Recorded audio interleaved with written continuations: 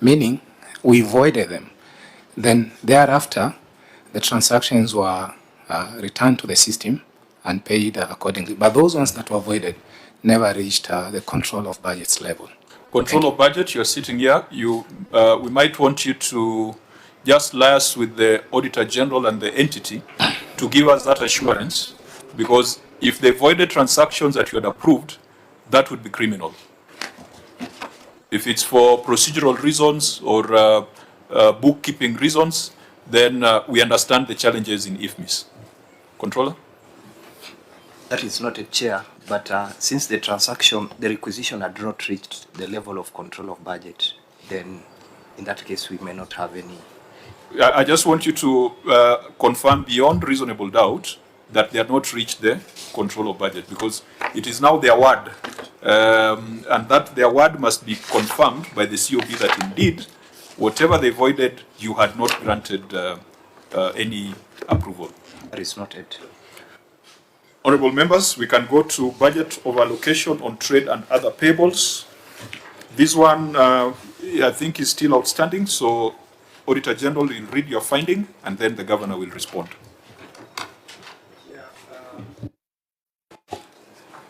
Chair, the statement of financial position and note 32, the financial statement, reflect trade and other payable balance of 2,956,470,310. In 2023-2024, the balance was 1,931,836,751. Review of approved budget and work plan for the year revealed that the county executive was granted approval to spend an amount of 2,515,659,360 in respect of trade and other payables from previous years, out of which an amount of Kenya shillings 926,145,109 and Kenya shillings 799,260,715 was paid during the year in respect to recurrent and development payables respectively. However, the existing trade and other payables balance brought forward was lower than the approved allocation, resulting to an over allocation by an amount of 583,822,609, thus compromising budget credibility and authenticity of the expenditure. In the circumstances, the accuracy and regularity of the actual payments of 926,145,109 and 799,260,715 on recurrent and development payables respectively could not be confirmed. Governor, you may respond.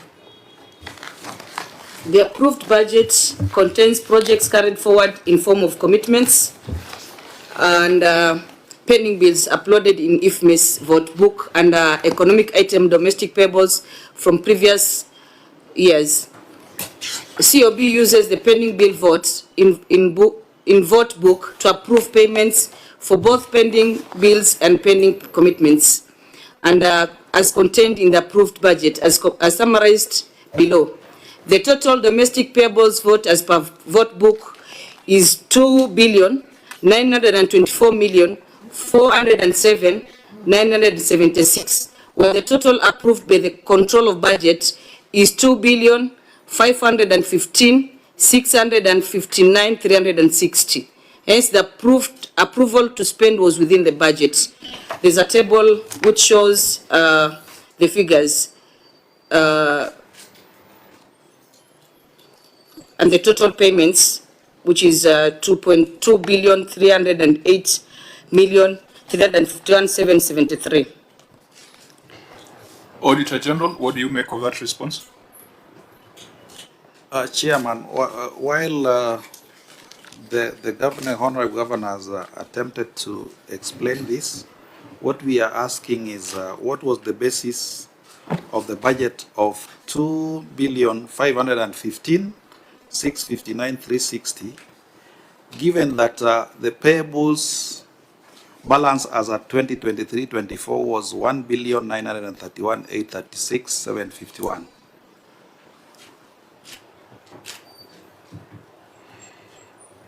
So, yeah, Governor, How do you address that? The chief will respond.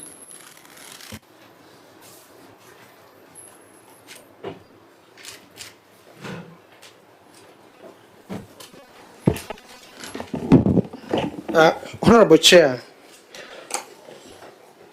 that vote for domestic payables carried forward contains two items: pending bills and projects that are ongoing for a previous year that we carry forward into the next financial year, so that we have a provision to pay. So all, when you put them in IFMIS, they go under one code. That is domestic payables for previous years. Now, what we withdrew from the controller was 2.5 billion, 2,515,659,360. That is the approval the controller gave. From that vote, which it comprises of 207,307,585 for municipalities. Why we are separating that from municipalities? Because municipalities make their own financial statements, but it is still under the same code. Which remains for executive, which is 2,308,351,773. And that is what we are breaking down into pending bills of 405,825, and commitments brought forward that were paid, where we sought approval from the controller, is 582,945,949. So that is the vote you're using. And remember, Chair, when we were here last time, the committee recommended that we do not bring in pending bills as supplementary. So we changed that so that now in this financial year, the projects that have been carried forward have been budgeted properly as rollover projects, and the pending bills have been accounted as pending bills to avoid lumping them in these votes of domestic payables brought forward. The question is, did you have a meeting with the OAG before coming to Nairobi? Yes, we had. Did you give that explanation to the OAG? Yes. OAG, that explanation, because, I mean, we'll get lost in technical speak. As I said, you have done the diagnosis, you have done the CT scan. Our job is to prescribe. We don't want to go back to the X-ray. Having listened to that explanation from that gentleman, what is your position? Is it still your view that there was budget overallocation? And if it was budget overallocation, does it then mean that they paid more than they ought to have paid? Because the layman interpretation here would be that they paid 583 more than they ought to have paid. It's the impression that we should take home. Yeah, not really. I think it is become more clearer during this committee meeting. Something that it should have done earlier, but nevertheless, I think it is important that these explanations and documentations are provided at the point of audit, so that we do not come here and labor over issues which you should deal with at our level. Senator Chiraki. I think mine, Alex, you have just explained what your governor read. You didn't give us a way out. But I think the basis was, it is about the budget, because the OAG was talking about the budget credibility. I think the issue was, what was the justification or the basis of these expenditures? And I've seen you have provided, is it a budget extract, Governor? Is that the position? So let me ask the OAG, you have talked about the reliability of the budget. Did you want to see an extract of the budget that this money was allocated and approved by the county assembly? So that you see this budget line, including the pending bills, the domestic payables and others? Or was it the issue of non-provision of documentation, which is a violation of the law? I yield back, Chair. Yeah, Chair, it was a non-provision of relevant documents for yes. Budget, sorry, Chair. Have you seen the budget? Chair, we have now seen. Okay. Yeah. But I thought also in that was assented by the governor. You know, the tentative budget, so this budget you are talking about, it was assented by the governor, you have a view of it, and you have a copy. Chair, we do. Okay. Now, the documents that we have, unless the members have, that note 32 seem not to have been printed out. I don't know. Members, do you have visibility on note 32? No, Chair. Because if you had note 32, we would have been able to see the aging of your trade and other payables. We'll be able to see how much of it are staff payables. Can you let us know, you close the year, when you close the year, what was your total outstanding payables? Break it down between staff payables and those ones of other debtors, and break it down by age. Chair, I think I can see in page 41 of the financial. It's in page 41? Yeah. I Maybe think notes, mine was not printed. note number 23 or number, Page 41. yeah. And they're talking of under 1 year was 2.5 billion. So if we have it, maybe clerks, you could get me a copy of that page. On the original certificate. On the original certificate. Page 40, 41 here. Just produce it. But even as because this is your document, you might want to tell us, be the one to read it out for us. Okay. Because if Senator Cherargei reads it, you might claim that those are numbers from Nandi. No, Chair, but I have a copy of the OAG certificate. Yeah, I'm protecting you. Let the governor read their numbers. Okay. Yeah. Okay.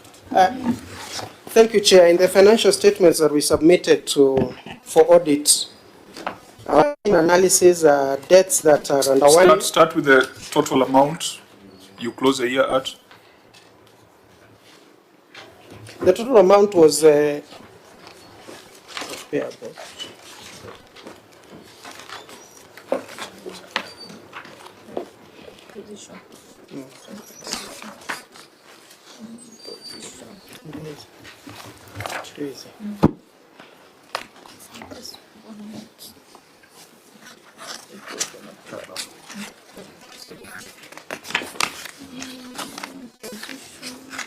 Because yesterday we saw a county with almost similar features. I think that was Kitui, having a pending bill of only 300 million. So we want to see how you compare. Chair, in the financial statements on statement of financial position, number 32, our trade payables are 2,956,470,310. That is in the statement of financial position to the financial statements. How much of that is staff payables? There is no staff payables, zero. No staff payable. Yeah. So you are fully up to date. Statutory remittances. Yes. That one is at zero. It is at zero. OAG, you can confirm? Chair, we can confirm. Okay. So what's the age of this debt?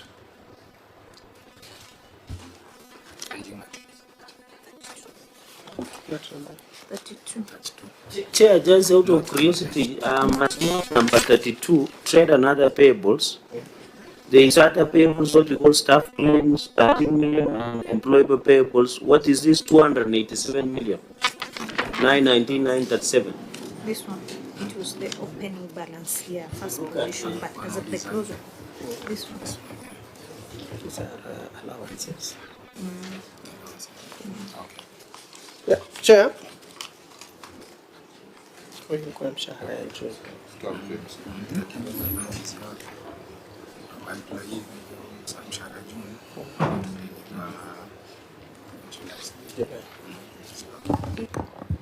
So you need to be careful. The fact that I still don't have a copy of Note 32 does not mean you are going to take me round in circles. Because I can see numbers relating to staff in Chair, that schedule. Yeah, that is in our financial statements. page 49 of the financial statements, which is note 32. Yeah. So, Senator the opening Chirandi, statement, yeah. that is as at 30th June 2024, so coming into 1st of July, our trade payables were 1,628,822,736. Then there was staff payables, that is 1 month's salary for the month of June, 286,919,937. Is it 287 or 287. Oh, you are saying 286. 287 Maybe million. you can sit, maybe when you stand, you don't...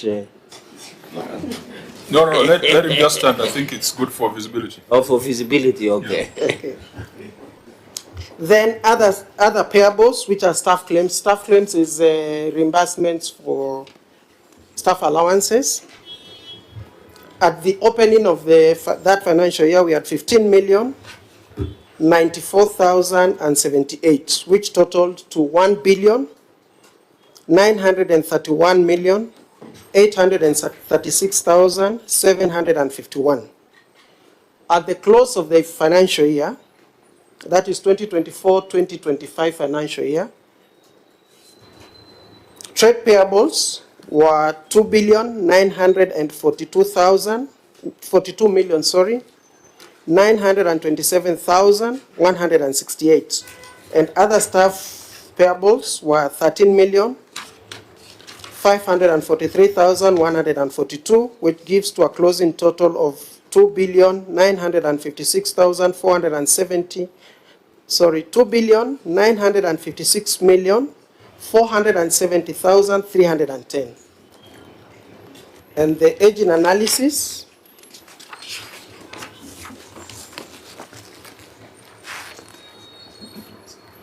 $2,683,947,837 were under 1 year, which is 91%.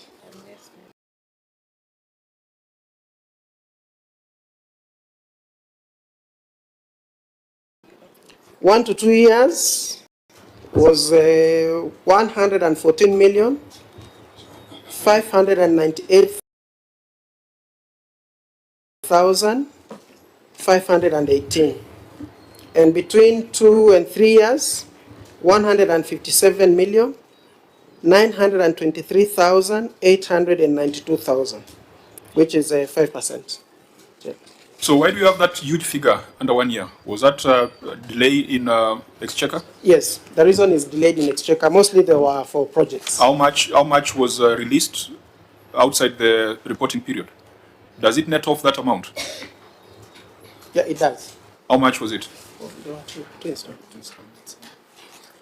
Yeah, there were 2 installments that had not been released by the end of the financial year, and what was netted off also was, and there are grants also that are part of this figure. So, Governor, you're saying if you would have received your remittances in time, you would not be having 2.6 billion outstanding for that year? Yes, Chair, because most of the projects were complete.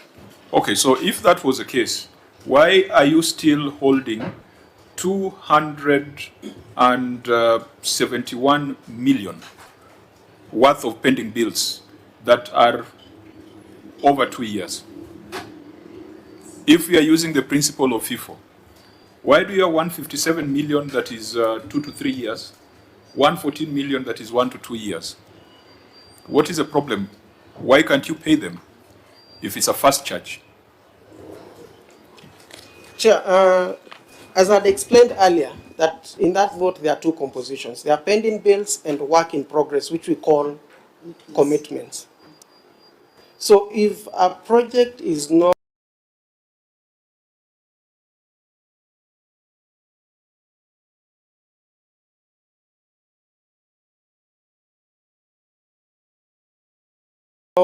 complete or has stalled for some reason, we may not be able to pay it. Does that explain the total 157 million 2 to 3 years?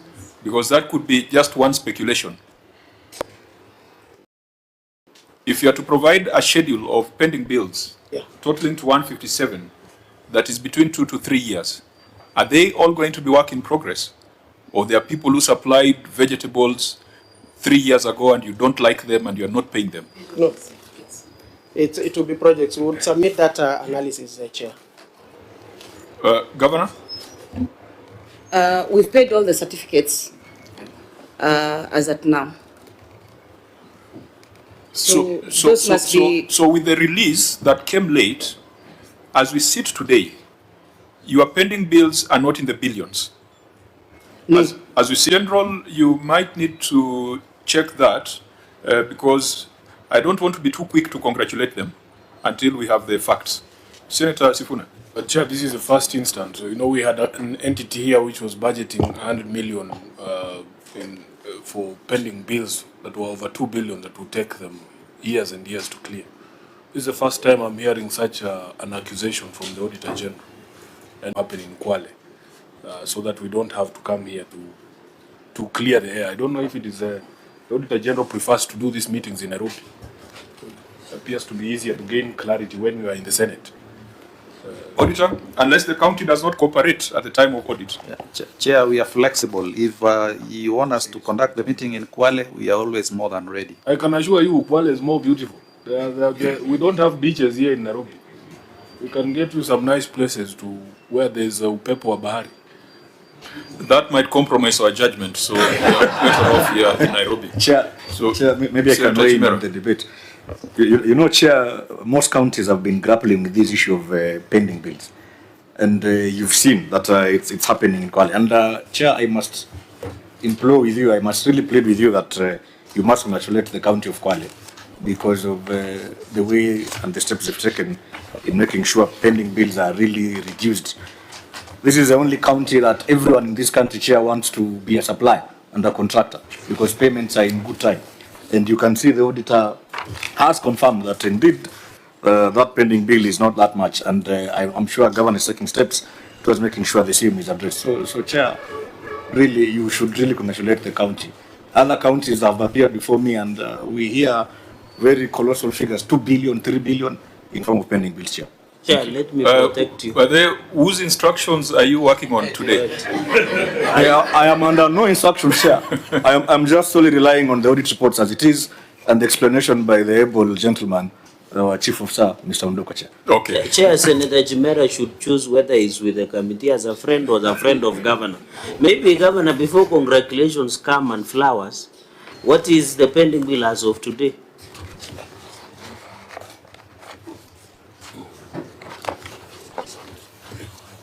What is the pending bill as of today through the Chair? 200 million. Around 200 million. Then there can be no congratulations until you achieve zero.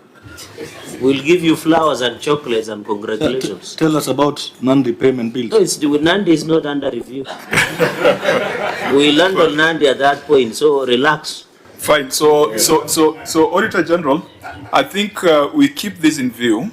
And during the implementation cycle, you give us an update to confirm whether what the governor has reported is true. If it is true, then if you give us that confirmation, we shall not hesitate to use Kwale as a model for the other counties. Because honestly speaking, there was a county here that had 4 billion in terms of pending bills.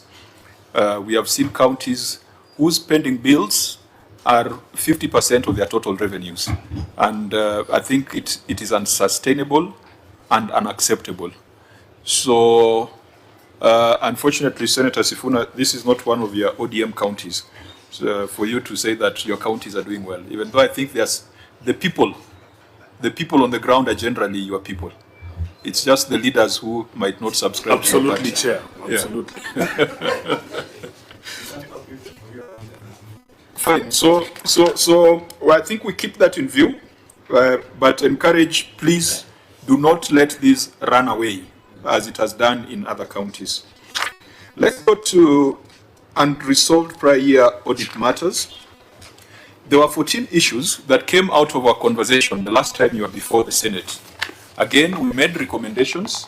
Those recommendations ought to have been implemented.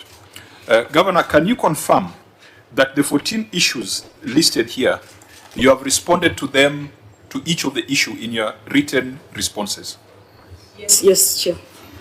If that is the case, because if you are to discuss them again, it will be like going back to the meeting we had last year.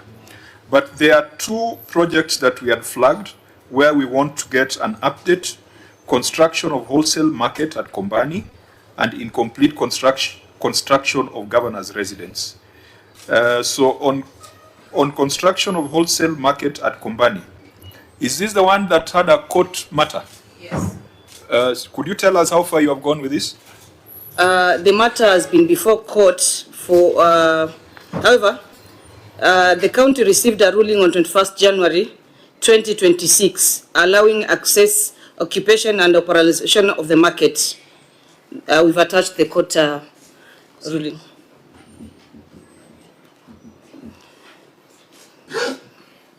No, Governor, I'm trying to follow where your annexures are.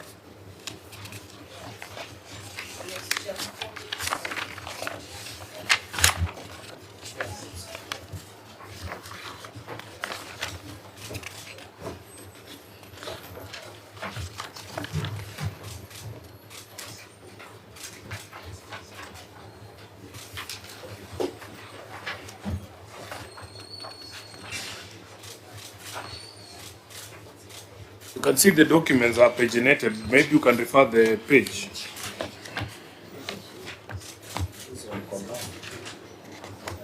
Yeah, because the placeholders are not labeled.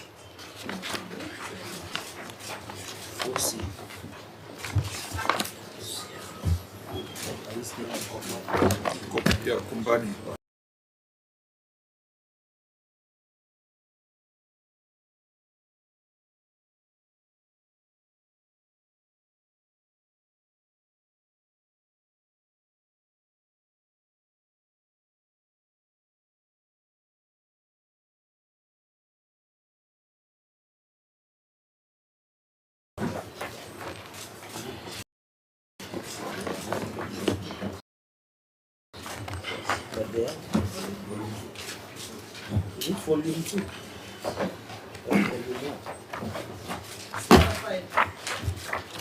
Which volume?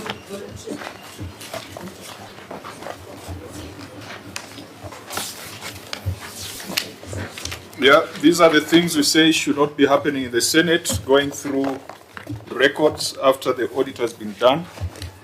It's Annex 327. 3? Annex 4C starts from 376. So, which page? Okay. So, just take us through that, Governor. What is this letter about? The county attorney is here. He will respond. County attorney?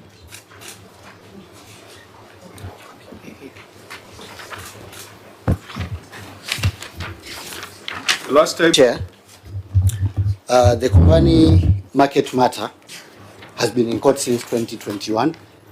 There were some injunction orders against the county government. Chair, I want to confirm that the matter has so far progressed to hearing. The contractor, who's the plaintiff in the matter, cleared their testimonies. It went to the defendant's side. I wish to confirm that of our 5 witnesses, 3 have so far testified. The matter came up for hearing last week, and it previously had a hearing date for today for it to be finalized. But on Thursday, when the matter was coming up for hearing, this testified, then we were given a further date to... What is the purpose of this document you have exhibited? What is the import of this ruling? I was coming to it, Honorable Chair. Chair. Thank you. With, because we are all looking at it and wondering how that story you're telling us is relevant. I'm rightfully guided.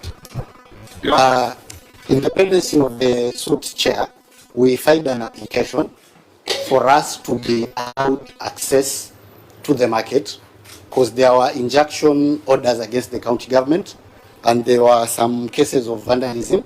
So we made an application to court, and on the 21st of January, The court ruled on that application, and they allowed the county government access to the market for purposes of securing the market.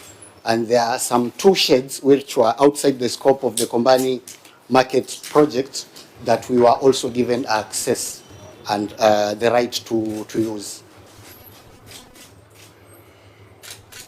So as the matters go through that labyrinth of court applications, only 2 market sheds have been put to use.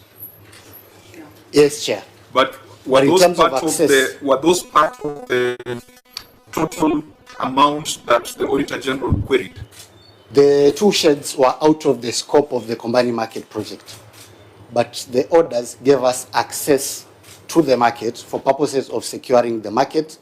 But in the construction of the market itself, yes, whatever was paid for, yes, is still not put to use by the traders of Kwale. Yes. Because those 2 sheds are outside. But they are within the they are not part of they are out of the scope of the Kombani market project. Yes. Yes, Chair. So Kombani market, whatever was defined as Kombani market, is still not value for money, because the traders of Kwale still cannot use it because lawyers are still arguing in court. That is the position, Chair. Okay, so since it's a matter that is live in court, I think we discussed this at great length last time you were here, even in the preceding year that you were here. I think it's a great disappointment that citizens can see a market with their eyes. They can see their money in that market, but they can't be allowed to do any business in it. So just for clarity, has fencing begun? Not yet, Chair. We received the orders on 21st of January this year. So we keep this in view because it's a recurring matter. I think we'll look at the details of the written responses and if need be, make further recommendations. But I believe last time we made certain recommendations which we will track to see whether they've been implemented. Maybe out of this, as the county attorney, some of these issues emanate from lack of ownership documents. Remember last time we were discussing about land issues. Have you been able, for example, in number 7 on the ownership documents of ECD centers in Kwale? And Chair, let me disclose the distinguished advocate was my classmate. And he's doing a good job. Thank you. Why are you looking at you like that?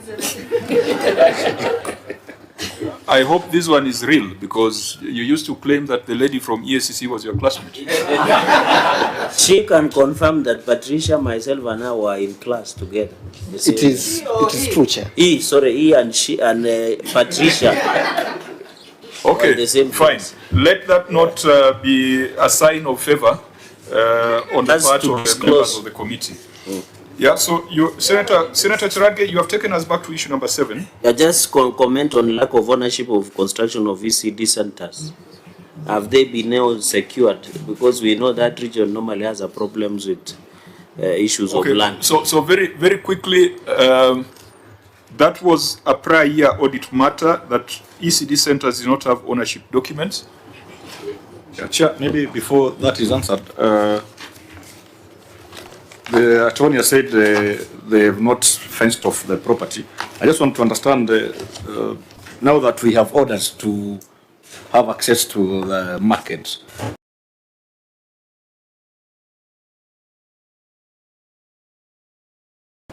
has the county, perhaps, I want to believe that would be done or is being done. Just clarify whether you've taken steps towards making sure there is enough security on the property so that this vandalizing stops. Thank you, Chair. We've made considerable steps. We've had several meetings at the market with the traders, with the community, and I want to confirm that we have made arrangements with the Kenya Police Service at Kombani AP Post. We have our county enforcement officers also on the market. So currently the market, in terms of security, it is secure. Could you, just for memory, how much was the contract for Kombani? How much money is just sitting there, idle? as lawyers slug it out?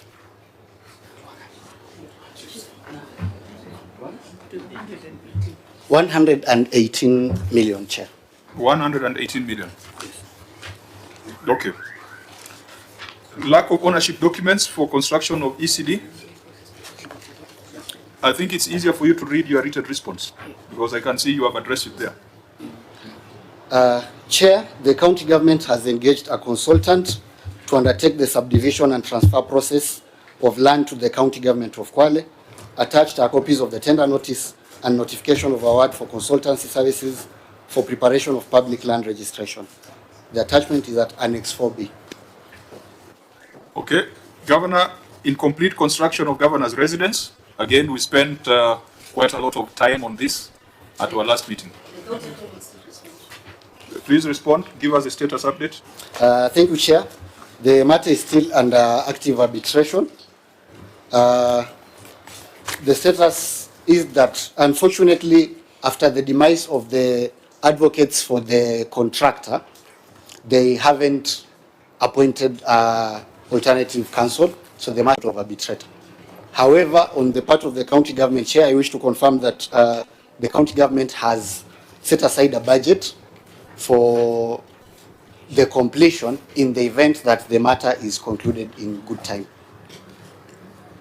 So this 50 million budgeted would be on top of how much that has already been spent? 160 million, Chair. So these residents would be 210 million when you exclude the legal costs, because those legal fees are related to the project. 210 million. Yes, Chair. Yeah, sorry, we were with the committee then led by Senator Governor Chila Yeko.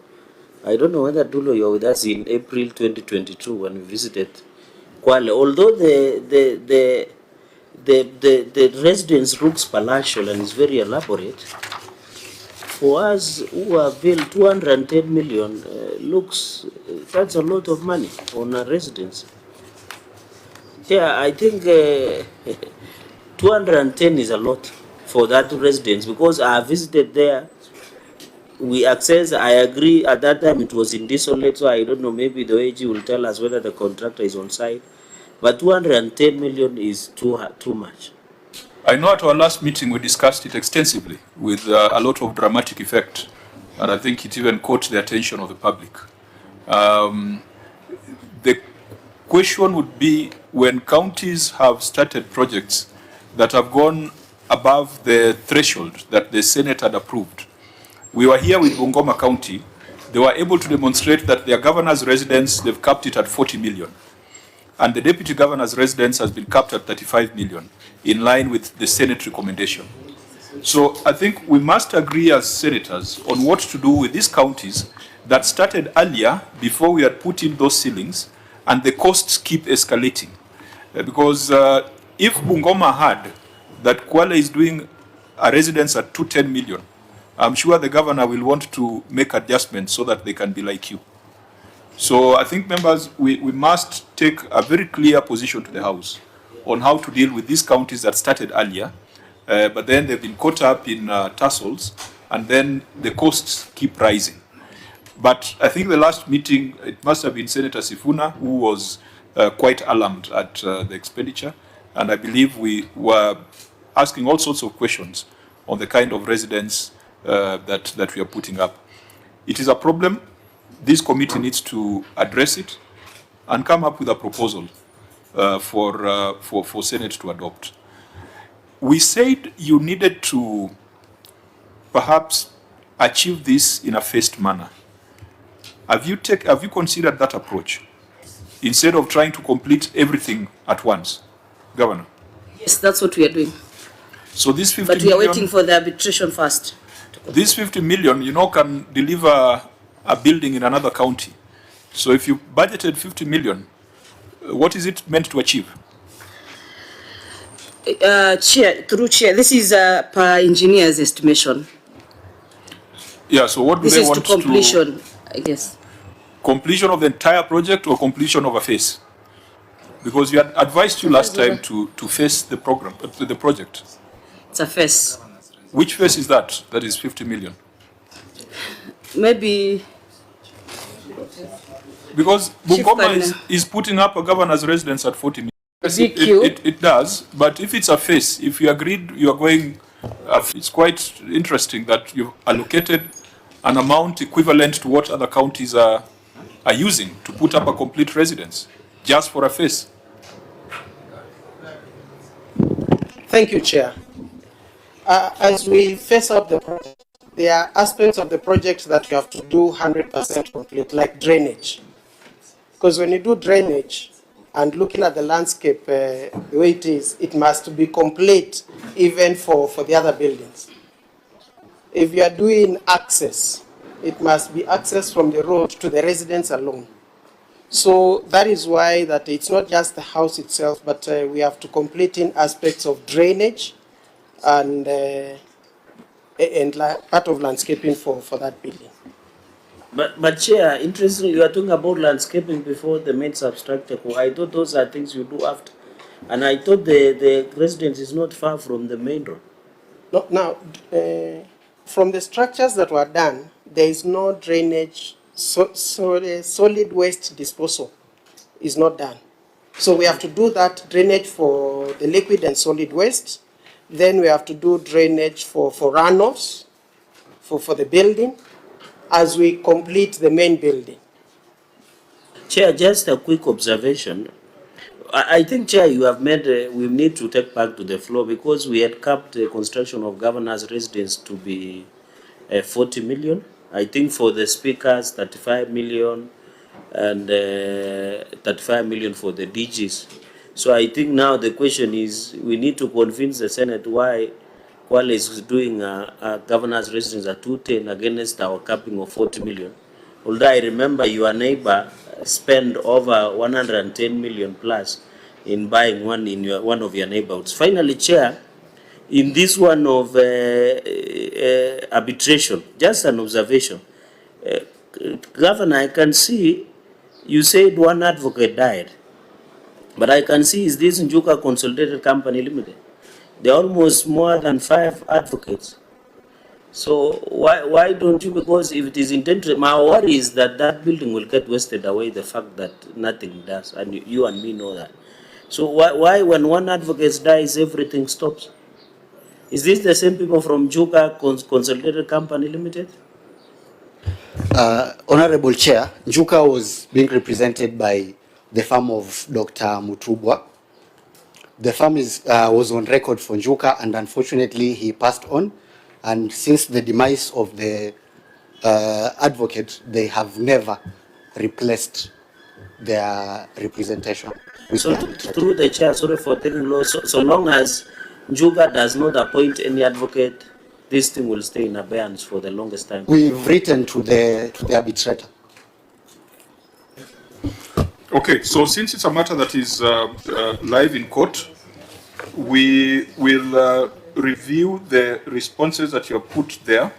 But the key thing is, let's not have monuments in Kwale that have been put up but are not being used.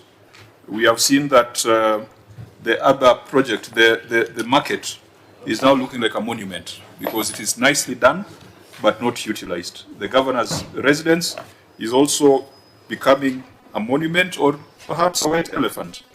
So members will need to craft recommendations and take to the House. Sorry, Chair, let me just correct for the record. I remember in April 2020, the Finance and Budget Committee, I think the governors were supposed to do a maximum of 45 million. County deputy governors was 35 million and county assembly speakers was 35 million for the constructions of their residence. Sorry for saying 45. And we have proven that some counties have stuck to those limits. Correct. And I think Bungoma was sitting where the governor was. They confirmed to us that their budget was 40-point-something million.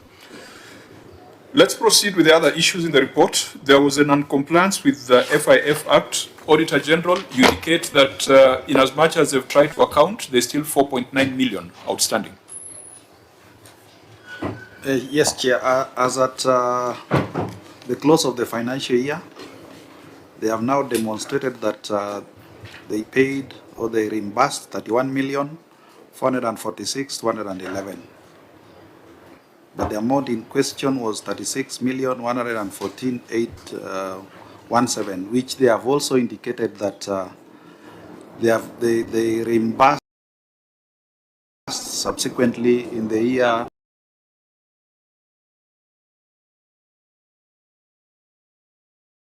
2025-26, which is still under audit. Governor, is that the position?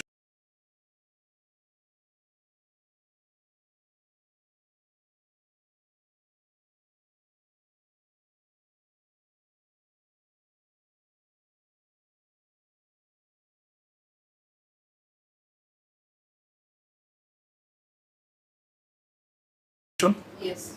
So, Auditor, what do you recommend? We allow you to review it in the subsequent period? Chair. Fine. Irregular drilling of borehole at the industrial park. The question we must ask, is there a borehole at the industrial park? Yes, it is there. Is there water? Yes. Is it being drawn? Is it being used by the public or whoever was supposed to use it? Yes, it is being used at the construction site. So now we can go back to the regulatory compliance issues. Drilling permits, hydrological surveys, and NEMA approvals. Auditor, were those ever presented to you? Chair, subsequently, the same... 27th January 2026. Yes. Does NEMA approve once after the fact? Governor, how can you give us an NEMA approval of last month for a borehole that has already been dug and water is being drawn? Chair, the CC is here. He can respond. Because that calls into serious question the authenticity of that approval. Where is the CC?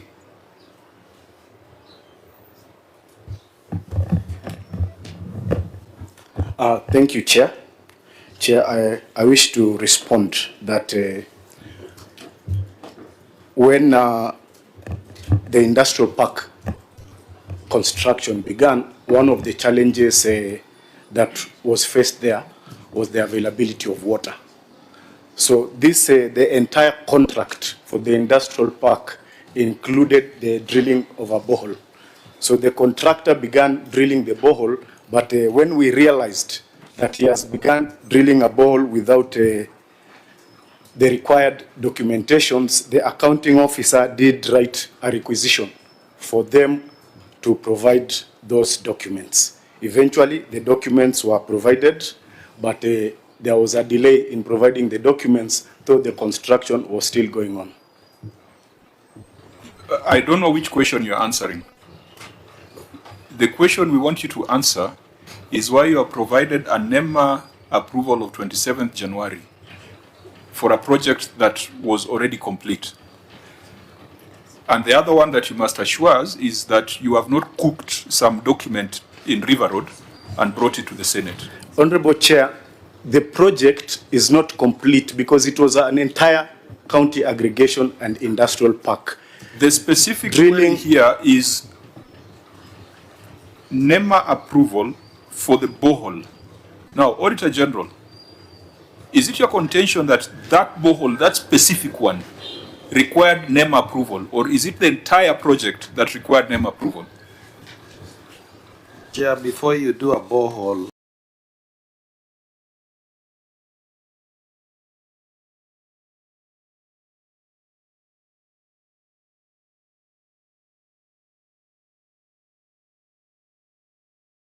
you need NEMA approval.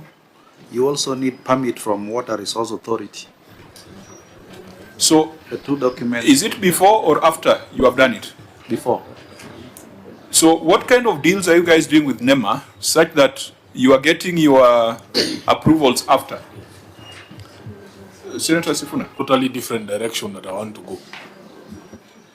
Yes. Thank you, Chair. To Malizani Araka, then I hand you over to Sifuna. Thank you, Chair. Chair, the client in this, the point I'm trying to bring forward is that the client in this, for us, is the contractor. So the contractor, before they begin drilling the borehole, they were supposed to provide these documents. When we realized that these documents were not there, then the accounting officer wrote to the contractor to ask them to provide these documents. That was after you had paid? No, before.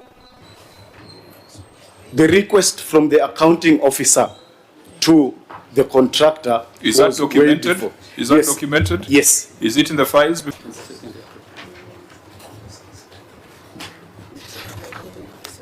Where is that correspondence by the accounting officer to the contractor?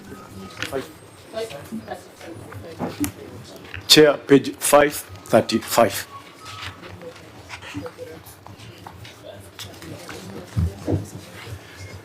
Chair, the letter is dated 15th of April, 2024.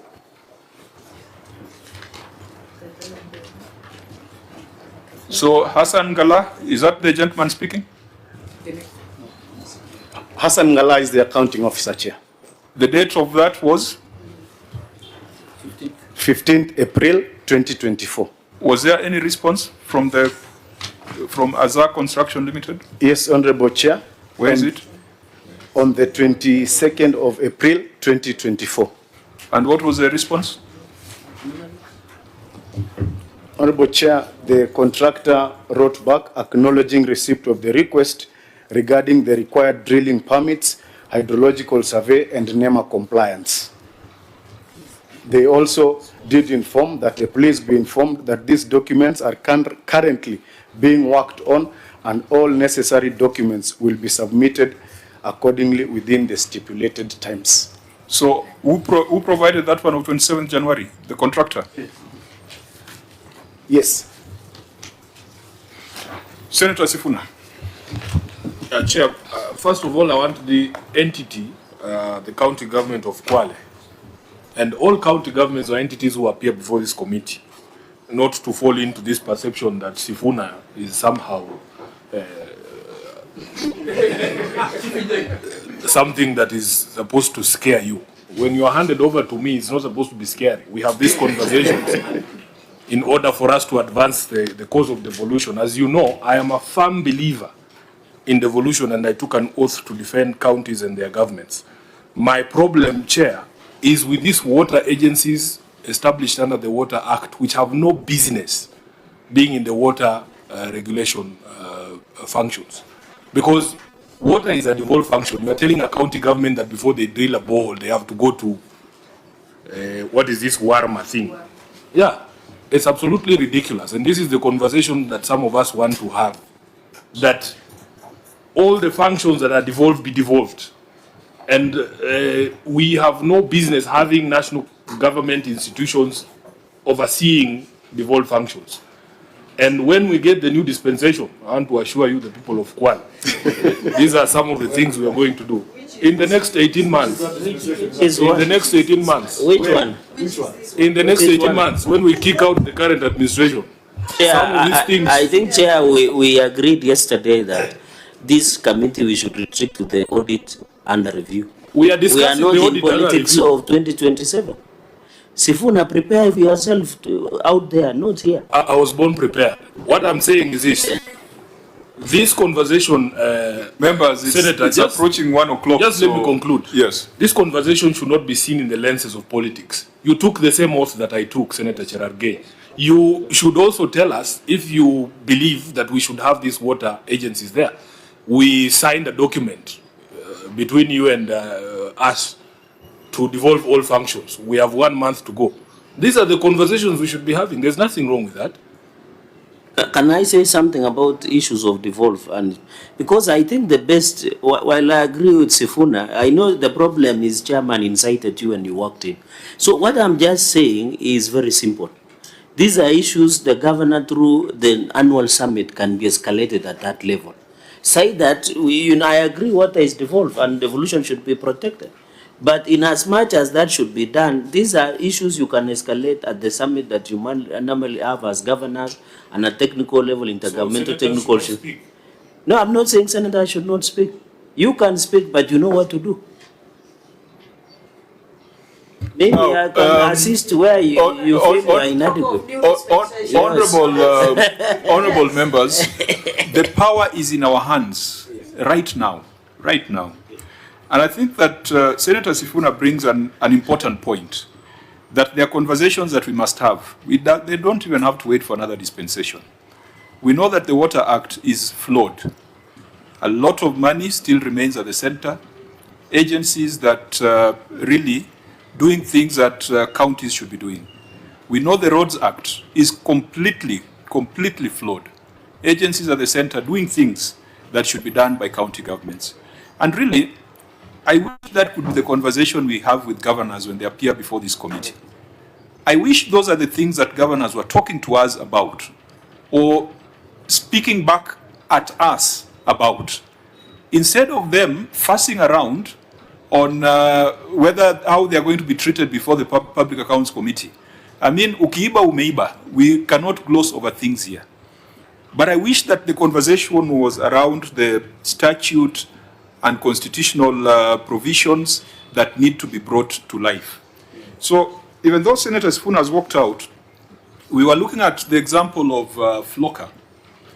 If you've decided to drill boreholes using Flocker money, you'll probably spend 300,000 per borehole on regulatory compliance, isn't it?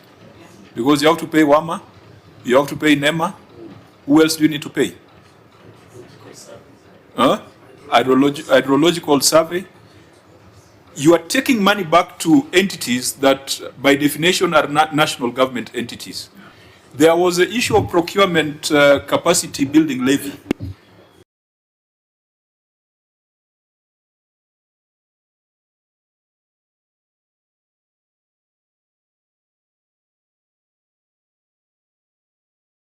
Which has not been cited here.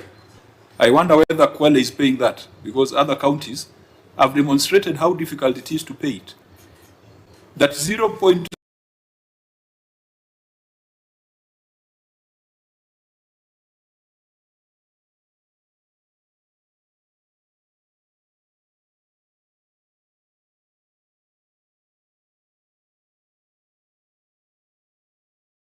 0.03%.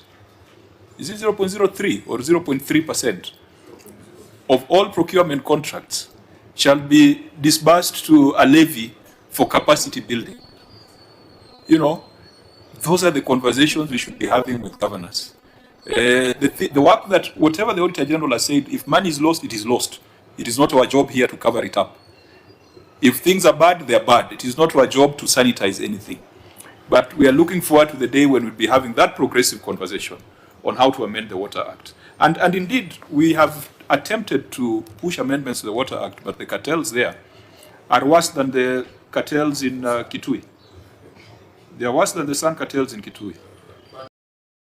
There's a suggestion that has come from Senator Cherargei. I'm just wondering, Governor, what is this summit that Cherargei talks about, and how many of them have happened since you were elected? There's one that's just happened yesterday. Governor? There was one just last year, end of last year. So what is preventing, because you know me, I'm not a member of the summit, what is preventing you from having those conversations that Cherargei is saying you should escalate? We are 18 months to the new dispensation. Senator, you want me to answer you? No, I'm just saying. No. The debate is okay, but don't mention the new dispensation. Why not?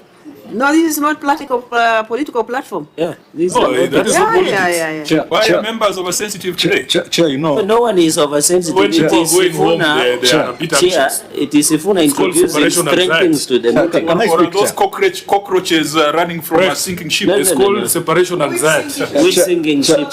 You know, Chair, you are a member of Broadbase and you are now running into the trap of Sifuna. Thank you, It is Chair. dangerous. Cherargei, thank you, Yes. Chair. You know, Chair. You know he's a rebel in ODM, so don't follow him. Chair, you know, I am to contextualize issues. The context today, with a lot of respect and humility to my senior colleague, Senator Sifuna, you have all the forums, Senator, to propagate your politics out there. Even I think a few hours ago, you were on the explainer, and you had all the chance, Senator, to propagate your politics. Please allow us to do our job. Let us appreciate what is being done in Kwale, where there are issues in Kwale, we just correct. allow the But don't governor play to answer politics the in this question. forum, Chair. No, the suggestion came from Senator. No, it is you who brought it up, Chair. Boring things, 1.2 million being brought to the Senate. You know, it's not a very elegant thing to look at 1.2 million of projects out of almost a 10 billion budget. But Senator Sifuna, for your comfort, the summits are like the Nyota event. I think I've given you your answer. Let us proceed. Chair, why don't you allow the governor, who is a member of the summit, to answer? You are not, I'm not, Sifuna is not. And Chair, with all due respect, Chair, you need to be careful with Sifuna.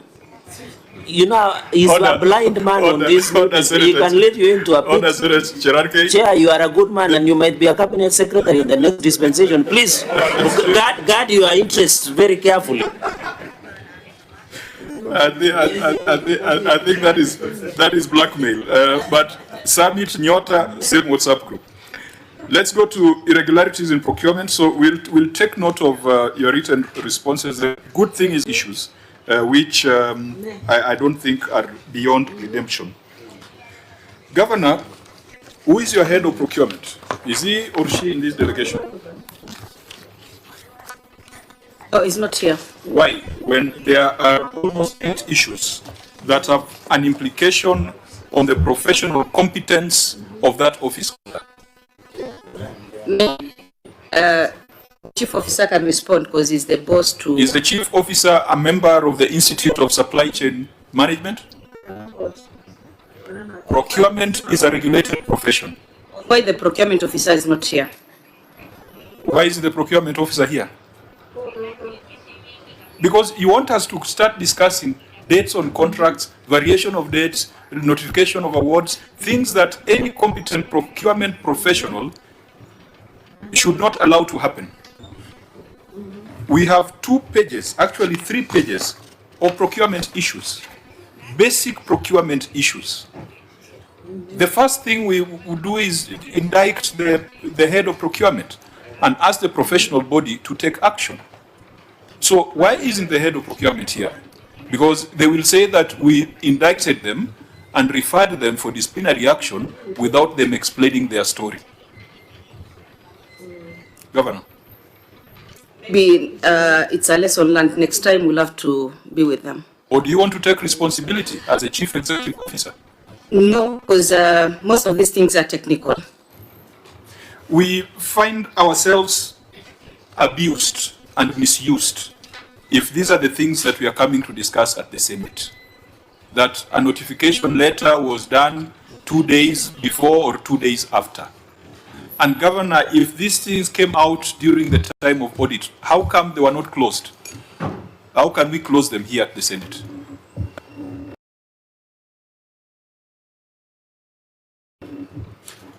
I instructed my team to visit the auditors to close the issues, and most of them I think have been settled. Auditor, because I'm not going to waste time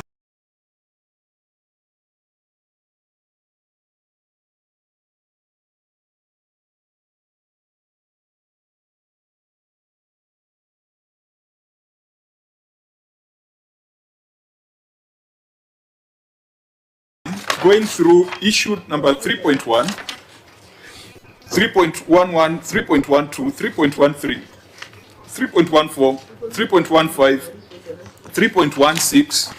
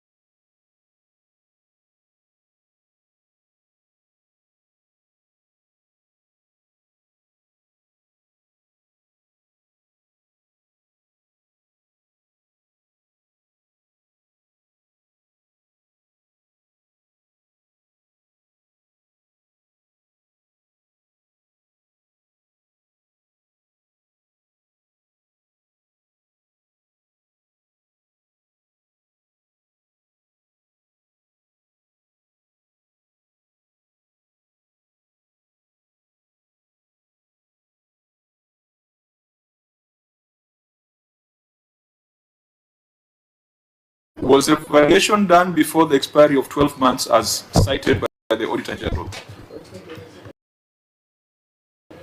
It's a yes or a no? Chair, the variation was on the measured quantities. You know, like not the total, not the contracts. The variation was on the measured quantities as the works was progressing. Not the total, not the contracts. The variation was on the measured quantities as the works was progressing. So what are you saying in English? What I'm saying is that during construction of that particular road, there are those elements of works that are professional, that are subject to remeasurements once payment is due.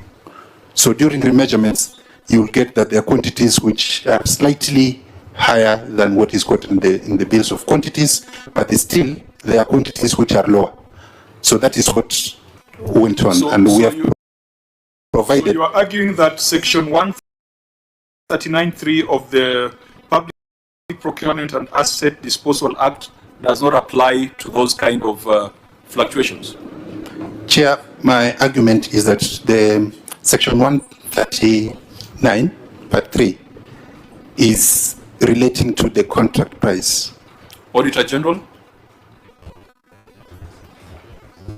As we go into this is very important to establish, because as we go into this report, there's a place where you have reported that they did variations up to 1,007%. So, can you give us your opinion on what the officer is saying? Yeah, the officer is right. Variation is on the contract price, but as I indicated earlier, it is important that we keep guard as the officers do implementation of these projects, not to probably overvary certain elements of the projects, because when they are doing the bill of quantities, they are very specific on what the bill, the quantification as per the bills. Then when we get to the ground, as we do verification, we realize that there are certain items which are now probably overbilled or overvaried, and we want to keep money in check to ensure that even as they carry out these projects, they don't vary certain sections or elements of the projects at the detriment probably of other critical. So your submission is on prudence. Prudence. But lawfulness. What they did passes the test. They're still on course, yes. Okay. It passes the test, yes, Cash. Senator Chimera, your intervention. No, Chair, I'm just thinking, you know, Section 139(3) of the Public Procurement and Asset Disposal Act 2015, seemingly there's nothing to vary the contract. Just that it has to happen within the 12 months from the date of signing of the contract. So as to what the OAG is saying, not within, after. After. So it's lawful to do that. But then again, I'm looking at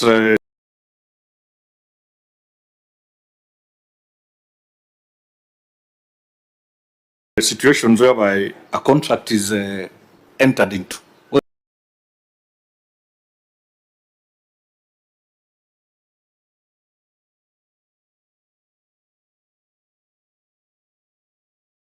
Executed, and then there could be delays in mobilizing and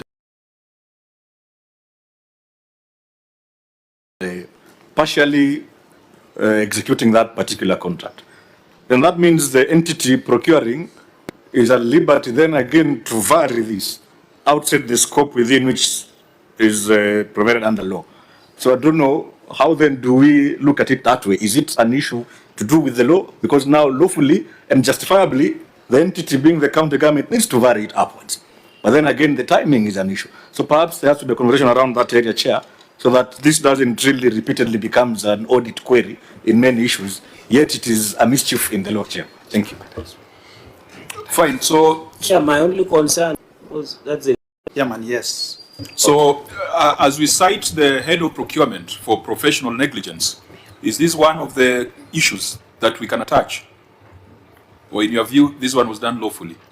Yeah, what we are trying to say is that you find there are certain projects probably stalling, and the reason is they tend to spend or vary certain elements of detriment of the main element of the project. Probably if they were doing a road, now they say maybe they give so much money on a bridge or something, an element of the project. And at the tail end, you realize that the project may not be completed because so much money has been spent in the initial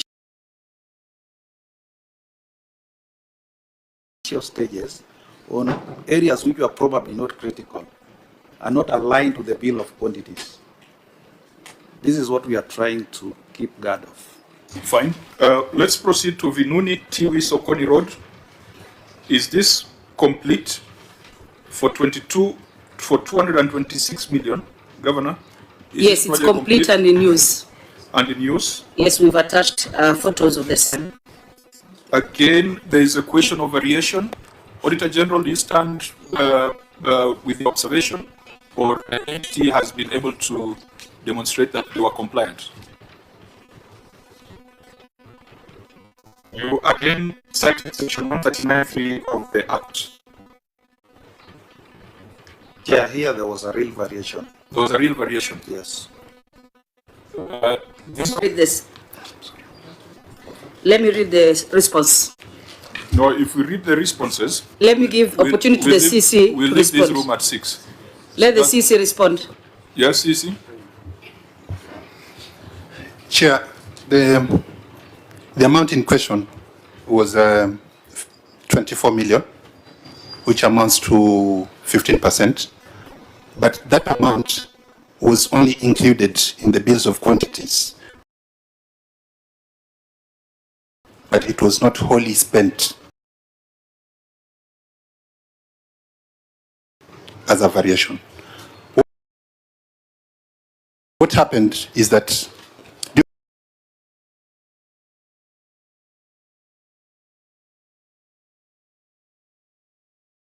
during the implementation of the contract, which was a one-year contract, it was extended by 196 days for reasons of late payment and a lot of relocation works. So the necessity to extend the contract gave reasons to extend preliminaries, which the extended preliminaries gave rise to a need. Variation, or it was a contract extension? Are those the same things? Is a variation and a contract extension the same thing? I'm explaining the need for the variation. You are going too far. Okay. Just take the penalty. You don't have to walk back 100 yards. Is a variation and a contract extension the same thing? Chair, I thought we are not doing audit here. The question is very specific one. Sukari imeanza kwenda chini. Yeah, so tell us so that we know whether section 139(3) applied to this or not. Chair, I want to start by stating that this uncertainties in the future. Was this money invoiced and paid? The 24 million? No. Auditor General? What was paid, Chair? Auditor General, this 24 million you have cited, was this a payment or this was just adjustment of the BQs? Chair, within the bill of quantities, 24,368,412, being 15% of quoted measures works. What we are saying is, why do you do variation at the stage of that preliminary stage? Yes. Chair, that is a good observation reading the audit. Then why would you do variation at the early stages? Yet you at the timeline, the contract aspects are still there. Or is it a plan of stealing? Governor? Chair, it might look like a plan of stealing, but the actual position is that it is not, because the amount was. Maybe, yes. Do you know the law? Yes. The law, there is a process of contract extension and variation. You do it after, or even immediately before the lapse of the period for the value of money. Why would you do an early stage if it is not something mischievous? Or the law in Kwale is different from the law we have in the country? Through the chair, let me make it clear that we did not do variation at the beginning of the contract. What was there, and what the auditor correctly picked, is that there is an amount of 24 million, which is 15% of the contract, that was placed there in the unlikely event, or in the likely event that something unforeseeable happens that causes the contract to go beyond 12 months. No, Governor, we are not doing, I made it very, very clear that we are not doing the audit today. The audit has already been done. The Auditor General has given us a report. Your officer had an opportunity to explain these things to the Auditor General when he was in the county. This is not going to be the forum for doing that kind of conversation. If the Auditor General still maintains his position, we shall proceed recommendations. And our recommendations will not be far from the suspicion that Senator Cherargei is alluding to, that this could be clever ways of looting public resources. Chair, I can imagine in every contract in this country, not national accounting, they will be putting money in a likely unforeseeable event. You know, this is like the case of accounting, that when they appeared here, they told us that the original documents had gone with the water, but they had photocopies. And they're not prepared for the emergency. So my brother, be very careful. If that is a tradition, it should stop. And I wish, Chair, we need to, the head of procurement, even if he's not here in absentia, these are irregularities of procurement.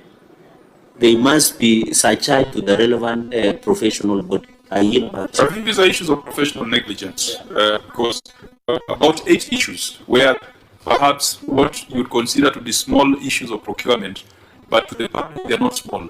If they keep recurring, then you've got a systemic problem in your procurement function. And Chair, maybe now my classmate Governor, because I think in all these procurement processes, there's always a professional opinion.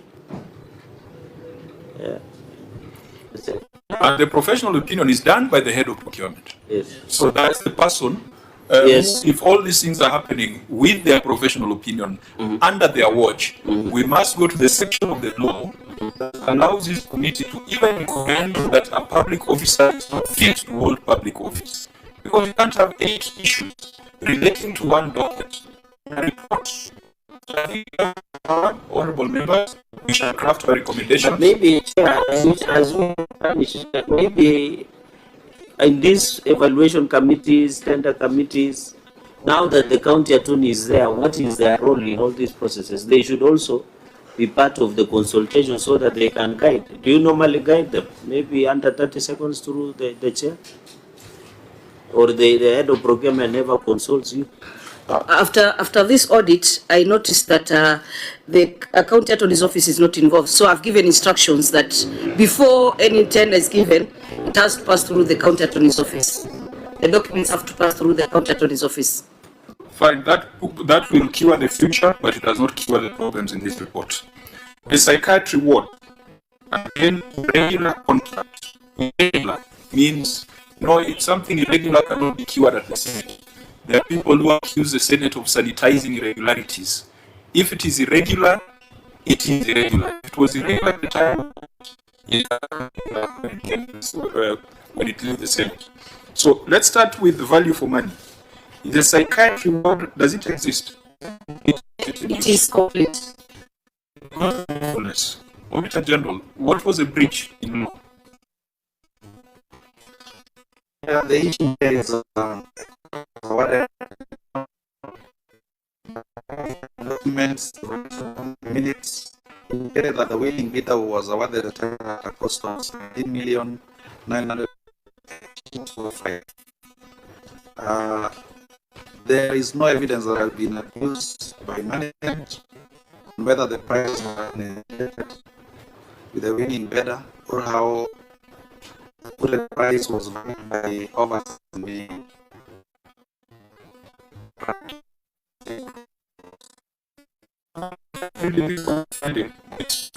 Can you explain to us how a 10 million tender came to be 17 million? The tender was for 17 million, but the project was done in phases.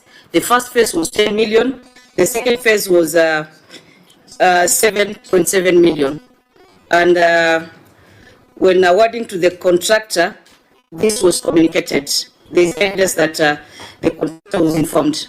So you disagree with the finding, with the observation of the Auditor General? Yes. Auditor General?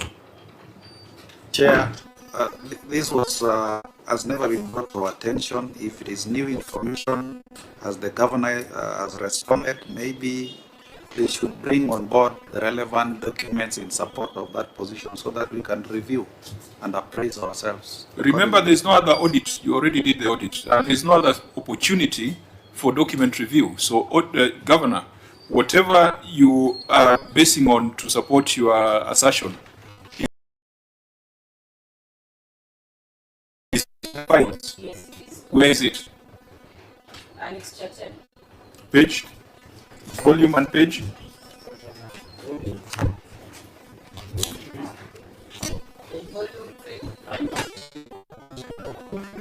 Chimera anajua kabla ya governor. Are you the Senate candidate for the governor?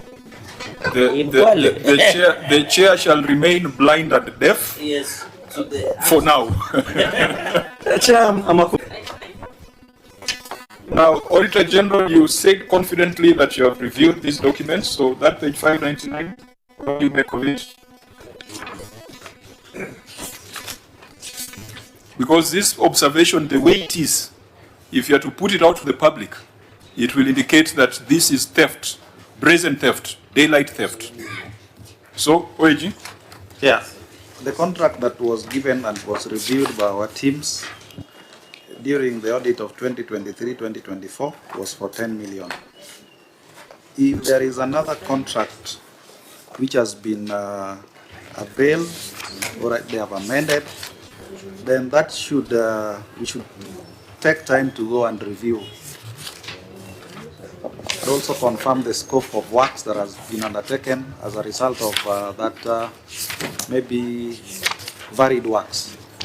Chair, maybe OAG, I can see from 599, notification of award, it says to inform you that the application for the total of 17,918,205.6.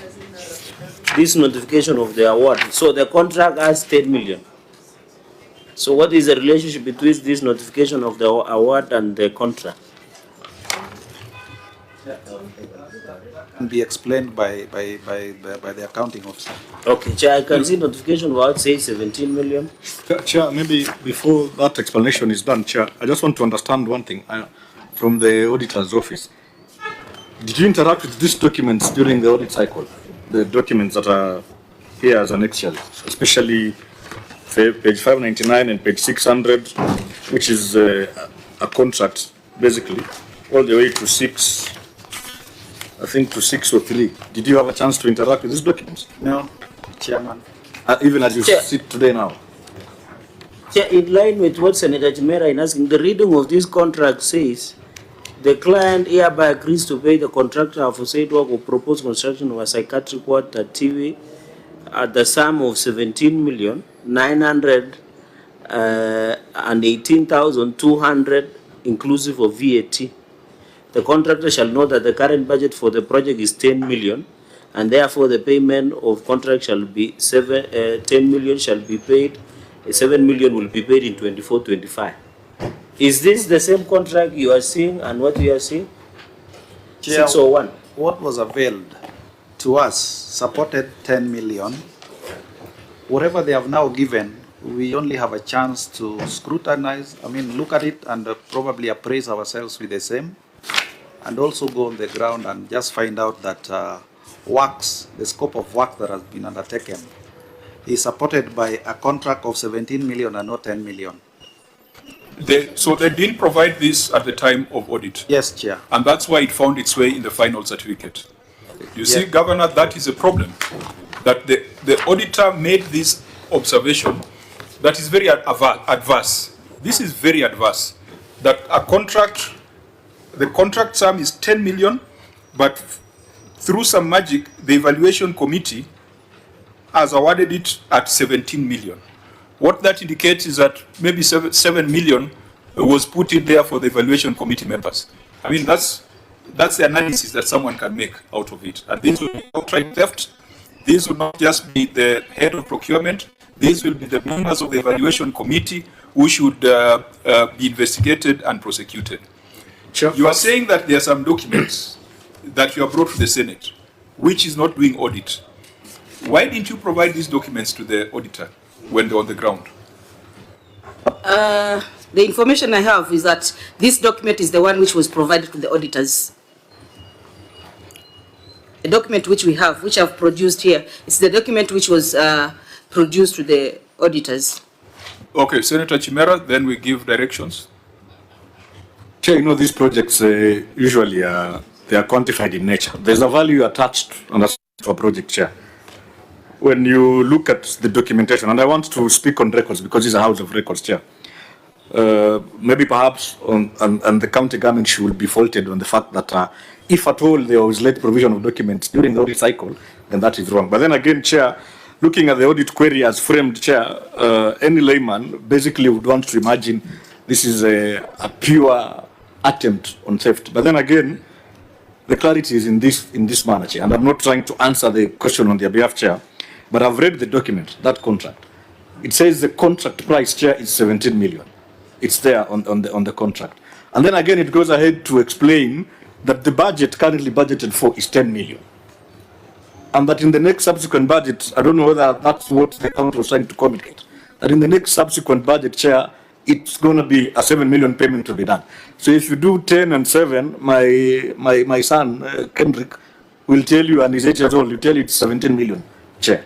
So, you know, that again puts the facts into perspective.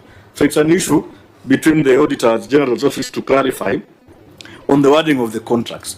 If the documents were availed then this should not have found its way as an audit query in this manner, Chair.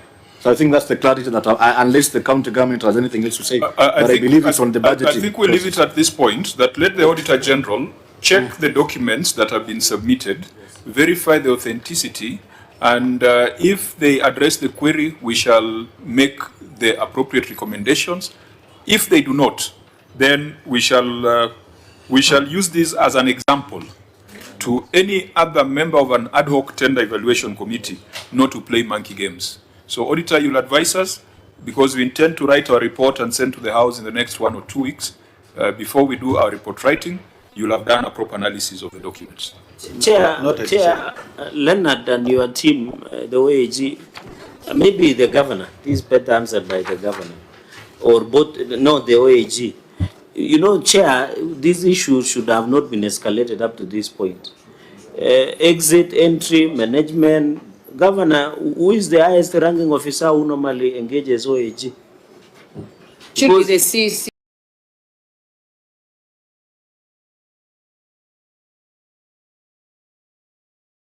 Finance. So,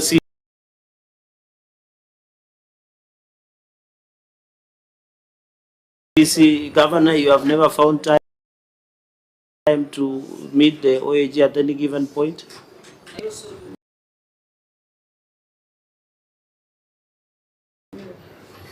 Then I thought that these issues are raised before the final certificate is raised, Bwana CC.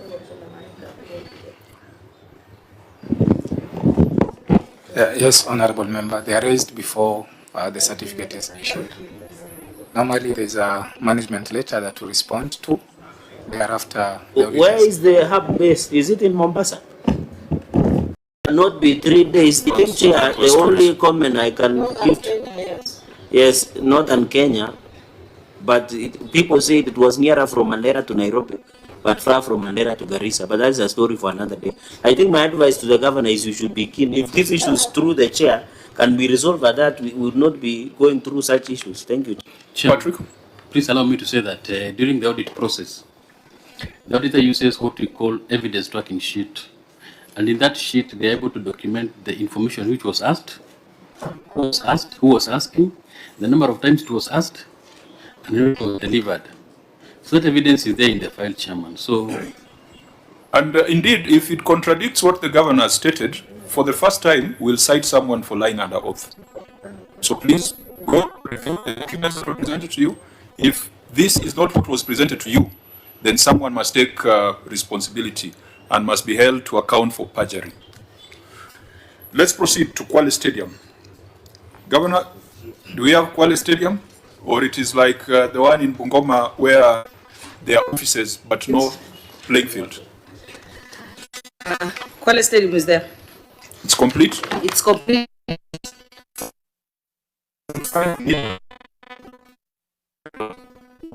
Was at 178.5 million delivered. Chair, we can confirm that the stadium is complete and in use, and the amount spent, the people of Kwale are now deriving value for money from the same. The lawfulness and procedural issues that you cited? The lawfulness issue, I don't think they have a cure because the issue that we raised here was the contract was signed on 6th February before lapse of mandatory rest period of 14 days. We will have to live with that.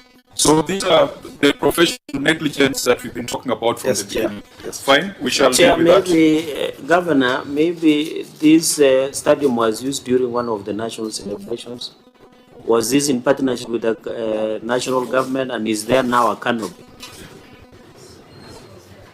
It was there. It is the county office. Governor, be on record when you're responding. Canopy is there. There's part which was done by the national government, but we are talking about the part which was done by the county government. The better part of the stadium was done by the county government. Okay, because when we visited in 2022, largely it had been done. Okay, anyway, members, let's move a bit faster. Fruit processing plant. Governor, is your fruit processing plant working? And what kind of, what's a product out of it? The fruit processing plant is still under construction. We are now at phase 3. We are doing the fruit processing plant in phases. Auditor General, what were the irregularities you cited in its construction? Were they procedural, or was there outright theft of public resources? These were procedural violation of existing procurement laws. Again, professional negligence? Yes, Chair. So we keep this in view because the project is still going on. Market stalls at Msambweni Hospital. Governor, are these complete? They are complete. And traders are in them? They are not like the other one? Yes, they're in use. They are traders. It's in use? Yes, it's in use. So, Auditor, here, was it a value for money question, or it was a lawfulness question? It was but you can also confirm that they're complete, or you need to go yes, back Chairman, to we were there on the 2nd of this month, that is on Monday, and our teams confirmed that they are complete. Fine. So all these issues we have talked about, where the Public Procurement and Asset Disposal Act have been violated, professional sanctions must be recommended on the head of that function. And of course, where an accusation of loss of funds, investigation and prosecution will also be recommended. Trade revolving fund management system, again, is a violation of the Procurement and Disposal Act. Is it just an issue of lawfulness, or there is loss of funds? Lawful, value for money. Value for money? Value for money, Chair. If it's a value for money question, and perhaps considerate of the time, we shall review the written responses and make appropriate recommendations. Market stalls at Kigato. Governor, are these complete? They are not yet complete because we have an issue with the Kenya School of Government on the ownership of the land. Kenya School of Government is a distinct entity, such that you would know that this land belongs to KSG, this land belongs to the county government of Kwale. In between, where we are doing the stalls, there is a dispensary, government dispensary. There's also a VTC. So I don't know why they brought an issue on this one, and yet we have a dispensary which has been there for long, and also a VTC which has been there before devolution. What are the measures you're taking to resolve the dispute? We have engaged the KSG, we've written to them, and we've had several meetings with the director. Are there correspondences in the files before? Yes, yes, yes. On which page? Annexure 15. Because that's a concern of the Auditor General. There was no evidence that the county made efforts to revive and complete the project. Annex 15 is volume 3 or volume 2? Page?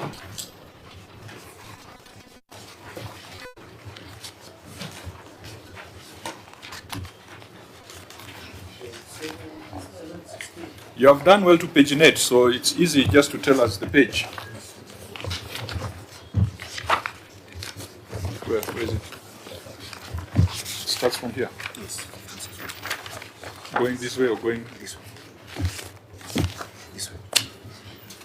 But that's budget estimates. Page 752. Page 752.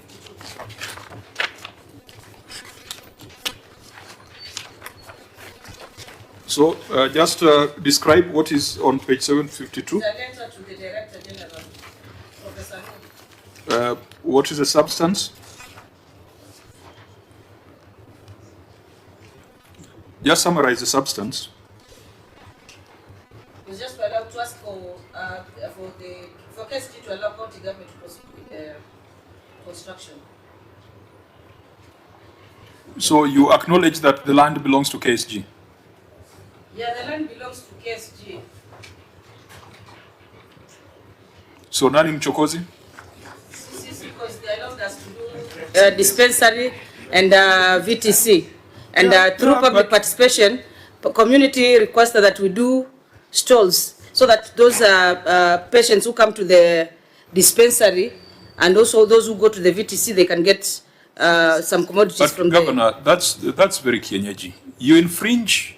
You trespass on my property once, I keep quiet. You do it twice, I keep quiet. Then you expect the third time I should be quiet because I didn't raise an issue in the first two instances. We assumed it's government land, they will not have issues. You head the county government of Kwale. You don't head the national government of Kenya. True. I think we don't need to be too casual about these things. You've got a county attorney. County attorney, is this the kind of advice you have been rendering to a governor who is also a member of your profession? Because if the governor was a Kaya elder, we would doubt her legal judgment.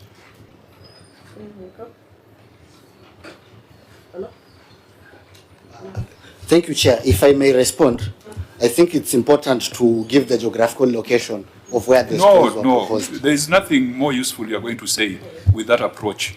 The governor has confirmed, and this letter, the way it is written, you are seeking the permission of KSG to use their land. It is your responsibility to provide proper advice before execution of projects. I'm well guided, Chair. Yeah, because otherwise we will also be reporting you to the Law Society of Kenya. I'm well guided, Chair. Fine. So we keep this in view and encourage the governor to use proper legal means to ensure that projects do not stall due to lack of ownership of land. Construction of market stalls at Msambweni Hospital, is this the same thing that we are dealt with? Yes. Electrification of market stalls, 7.9 million had been spent for electrification of market stalls in Pongwe, Kikoneni, Samburu, Chengoni, Kinango, Puma, and Wang Ombeni wards.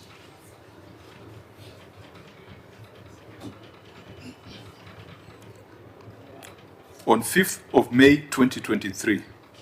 Governor, why would this be pending for that long?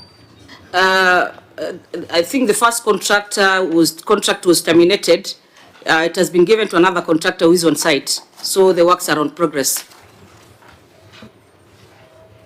But the contractor had already been paid 7.9 million. So what was delivered for 7.9 million?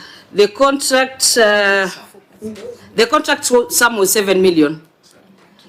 7.9 million. Auditor General, you are saying the contractor was not on site after being paid an amount of 7.955 million. No, he was paid 4.6.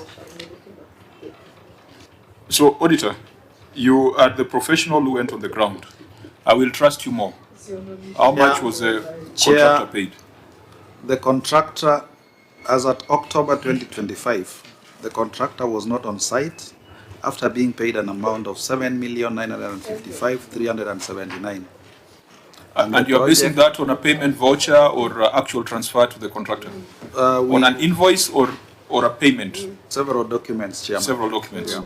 Governor, your figures cannot be different. We have attached payment vouchers, payment certificates and vouchers. No, Governor, that's not useful because you want us to audit now. The audit was already done. The auditor reported that 7.9 million had been paid. It was your duty to challenge that in the management letter. The CC in charge is here. And it was a duty of the CC in charge to do that at the management letter, not at the Senate.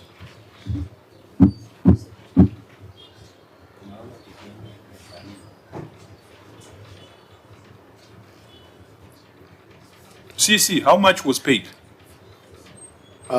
Thank you, Chair. The amount that was paid is 4,682,604. How do we trust your narration? Is there any evidence in the file? Chair, we have attached the certificates. Auditor General, have you looked at what they have attached? And is that what was presented to you at the time of audit? Chair, what we have, we verified various documents. We went through the contract document, we went through payment vouchers, we went through what went through the system, the ledgers, and our figure that was picked at that particular time was 7,955,379. If they had a contrary view, Chair, audit is a process. Correct. Management letter level, draft audit report level, and even before we issue the final audit certificate, they still have a grace period to come and clarify. The numbers cannot change from Kwale to Nairobi. 7.9 cannot become 4.6 when it reaches Nairobi. So can you, Governor, you must direct your officers to cooperate with the Office of the Auditor General so that we know exactly what was paid, because we are going to make recommendations. We need to know whether to make recommendations on 7.9 or 4.6. For 4.6, what was delivered? Assuming it was 4.6.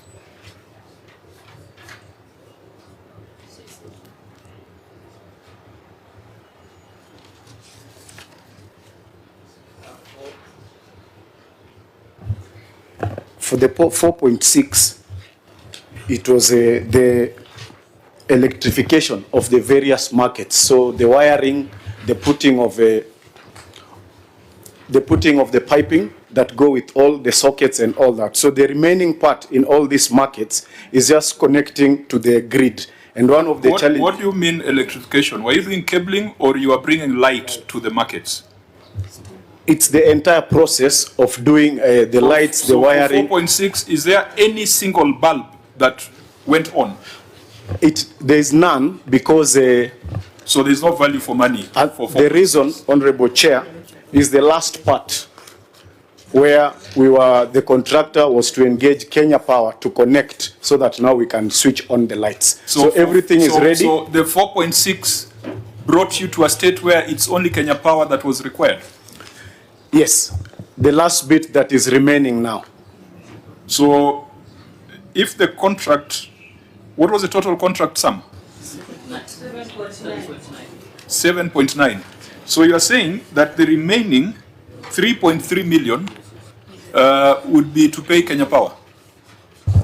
For the various markets. 3.3 million will be due to Kenya Power? Through the contractor, yes. Auditor General, you'll help us to understand this because it's we cannot trust the numbers of a man who has not taken oath. So you are the ones who are going to help us to understand this before we do our report writing. Noted, Chair. Samburu Public Library. Governor, It's complete. As at the time of audit, it was incomplete. It's now complete. But at the time of audit, it was incomplete. Yes, that time. It's now complete. Auditor, have you had a view on this? Chair, it is also one of the projects we verified on the 2nd of this month, and we confirmed that it's complete. It is complete? Yeah. Kwale Library? It is complete and in use. Even though at the time of audit, it was not complete.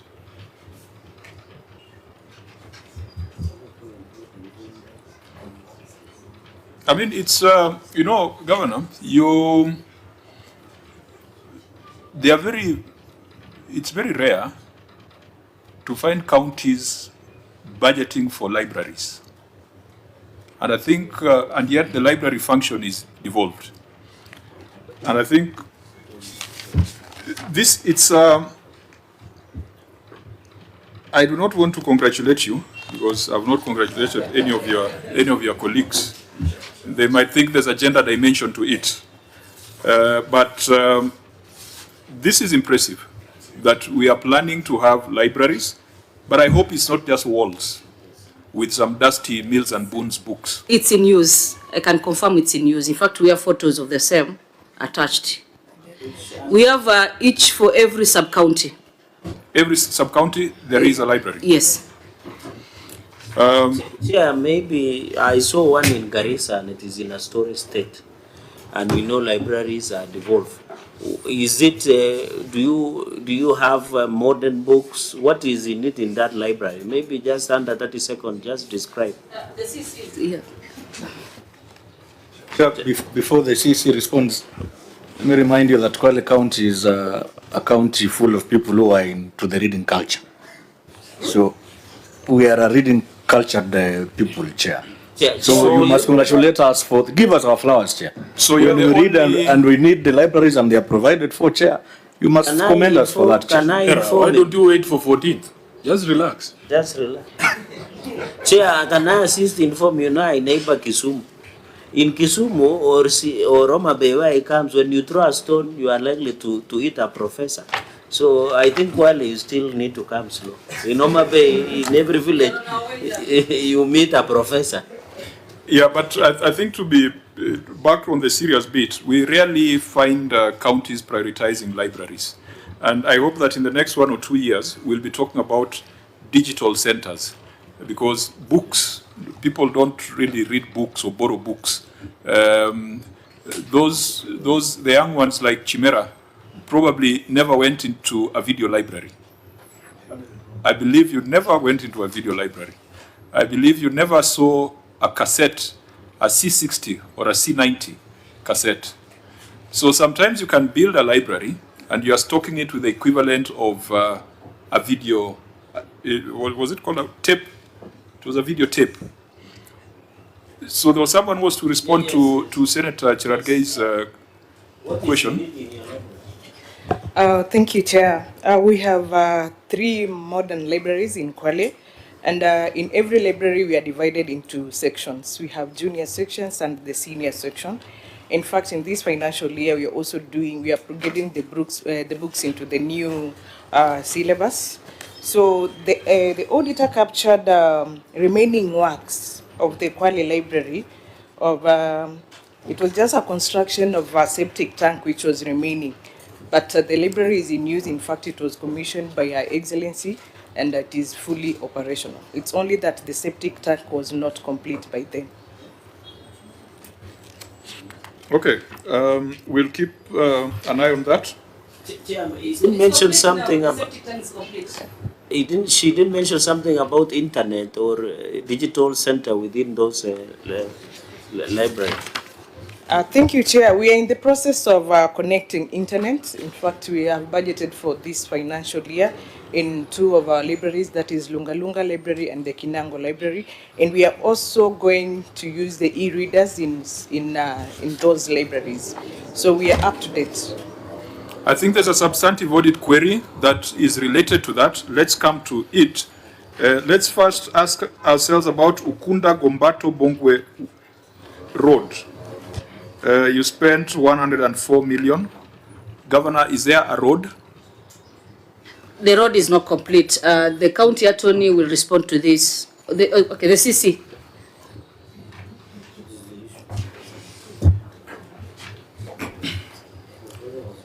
Chair. Yeah. The contract was terminated on the 12th of November 2021 after the contractor failed to resume works even after being issued with notice of slow progress, dated 19th August 2021.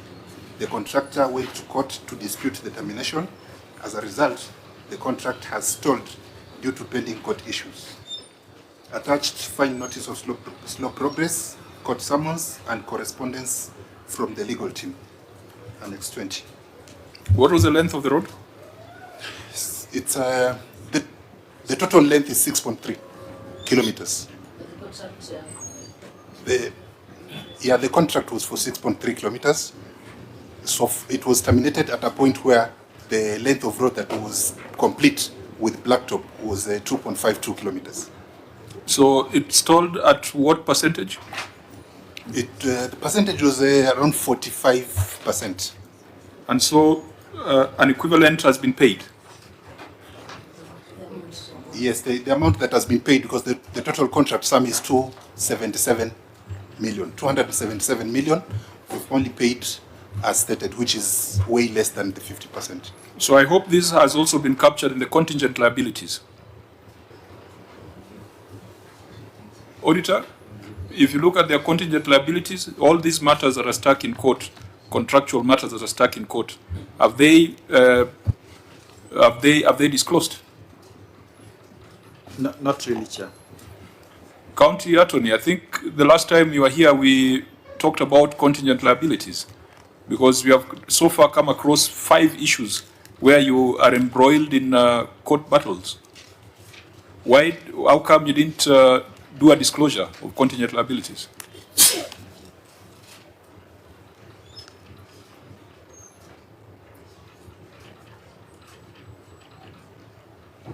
Because if you are not careful, you'll be handing over to Governor Chimera. Is it called a Chimera's box? Or He's running for Senate. Are you running for governor? Why are you looking surprised? Chair, please, I'm not running for governor. You know, you'll make the governor who is seeking 2 terms with the president to look to be worried. We are both in the continuing dispensation. Correct. That will come, Chair. Yes. Everyone says what Raila told them in private, so I will not say what you told me in private. Sifuna told us to only listen to what Raila said in public.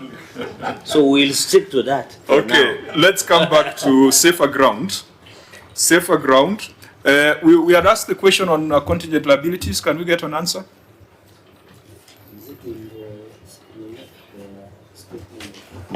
Thank you, Chair. The contract was terminated after the contractor had been No, paid. that is not the issue. You have 5-6 matters that so far we have come across where they are pending, that are pending in court. And we are supposed to make some provision or to do some disclosure on your contingent liabilities. Did you do that? But I thought, Governor, this conversation, did we have it with your entity last time? We did have the conversation. So, Auditor, I think you ought to have cited that, because there is a big risk in Kwale. Because this has just covered contracts. I believe you could be having several matters in court with regards to land. Or land disputes are not very prevalent engaging the county government. Governor, are land disputes also part of the matters that your county is prosecuting in court? Whether it's 1 or 2, from an accounting perspective, you need to make a disclosure of contingent liabilities. And if they did not do so, Auditor General, you need to bring that up. Noted, Chair. Okay, but there are 5 issues that we have already seen that are in court. Now, the next matter is a matter of great concern, because the Auditor General tells us that you are paid 96 million, but for 96 million, you are not getting the internet services that you are supposed to get. Governor? CC in charge will respond. Again, for Hansard purposes, you need to introduce yourself because there's someone taking records. They might not be able to know the voice. Yes. Thank you, Honorable Chair. My name is Michael Mutua, the CSC for Tourism, Trade and Enterprise Development.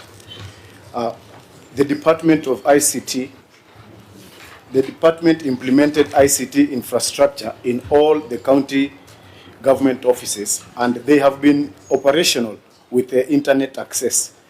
During audit, the department had a challenge because of internet disconnection of the service. Management would like to confirm that the internet has been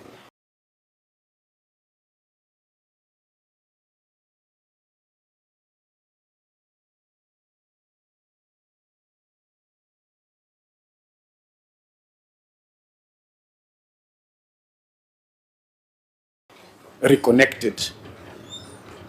If, Chair, you look at the list of the projects that amount to 96 million, these are projects that have been done over time since the year 2015, 2016. And most of them were connected and they were working until when the internet was connected and due to this was disconnected.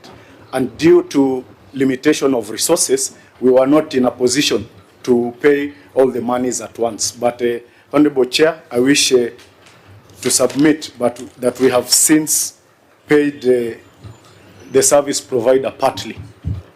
And as of yesterday, internet had been reconnected, working in the Msambweni Hospital and the county headquarters. And we also have technicians on the ground looking at the infrastructure where it could have failed to make sure that internet will reach all the various points of the county. Thank you, Chair. This one, it will be upon us to make a determination whether you bought air or you are supplied air.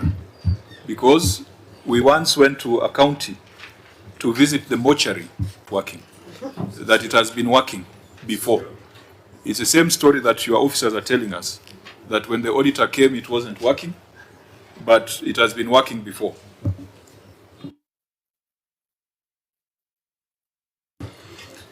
So now, I want us to come to the conclusion of this report. I think the other critical thing that we must ask ourselves is a 1,007% variation in the county aggregation and industrial park, and tied to our earlier conversation. Auditor General, remember we had asked you whether the 1,007% variation was in violation of the Act. How do we tie it to that earlier conversation with that officer? Yes, Chair. No, yes, what?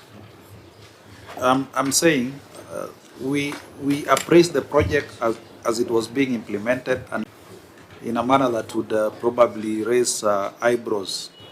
So this is meant to ensure that you don't overspend. So this is about prudence? Yes, prudence. Fine, let's keep an eye on it. That has brought us to the end of this report. The issues that we have not interrogated, we shall consider the written responses. We have not had an opportunity to go into details on the receiver of revenue report, but at our last meeting, we did a very thorough and very detailed analysis of the ROR, stream by stream. I hope the county has done a good job in terms of responding so that we can be able to adopt the written responses. Now, I want to bring this meeting to a close. Unless there is any other business, I will ask